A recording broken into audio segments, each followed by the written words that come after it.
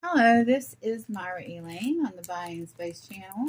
This envelope comes from Becky. Whoops. Becky's Vintage and more. So we're going to do an unenveloping. And for some reason lately, I have been buying these. I go through phases with this kind of thing, and I am in that kind of phase. So Becky did put this on a manila envelope, which I don't usually encourage. But as you can see, inside,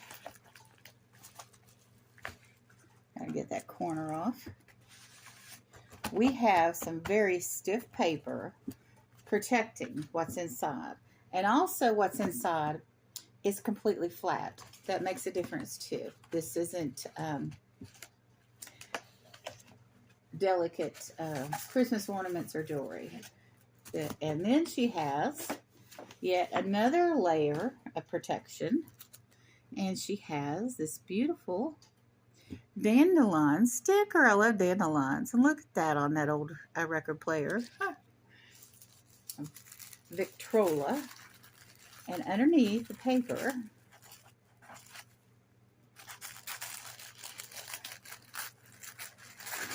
we have more stickers. That dandelion won't escape.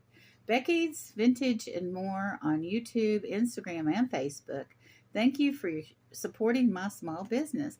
And she sent a trivia card from Trivial Pursuit. Another little piece of ephemera. And there are a couple more stickers in here. Oh, look at this. Look at that mason jar. Love that. And here we have Choose Joy. How wonderful. And then here we have Norman Clayton's favorite #1 gospel songs.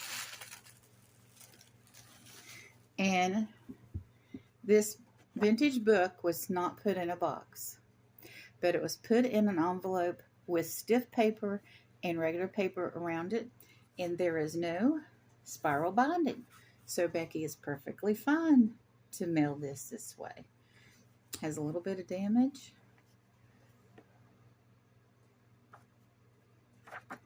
Wonderful gospel publication, Norman Clayton Publishing Company. Former Gospel Songs, Inc. in Great Barrington, Massachusetts, printed in the USA. There is no indication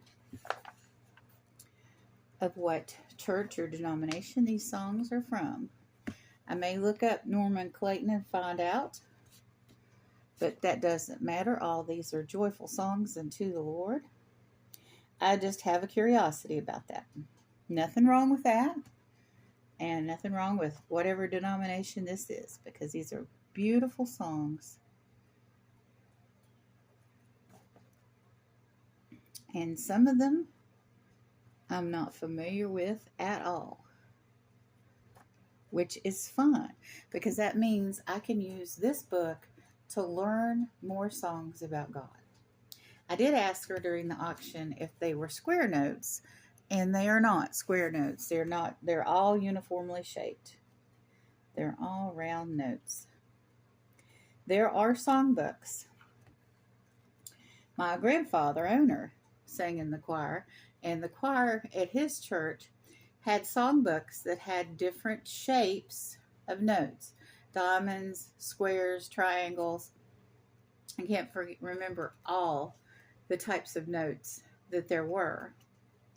And it determined the tone and who would sing it. So I hadn't seen square notes in years. So I was curious about it. But Becky wasn't familiar with it. So she was like, I don't know. Which is perfectly fine. I'd rather have somebody like Becky say, I don't know, than to make something up or just say, oh, yeah, it does. Because then I would get it and I would be like, these aren't square notes. What's going on? So you were always better off to tell people you don't know. What do you mean by that? And maybe, there wasn't really enough time in the chat for me to explain to her what square notes were. But because she is an honest, straightforward individual, I knew what I was getting, and I'm happy with what I'm getting. Sometimes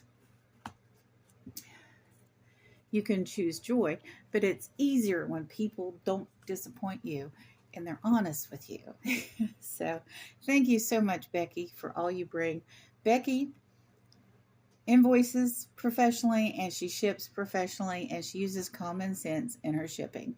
I'm sure if this had a spiral binder, it would have been in a box, right? So what a lovely church on the front of that. That kind of dates it too. I could look up like that style of architecture. Well, there's probably a date in the front. But anyway, I'm going to explore this more, obviously. And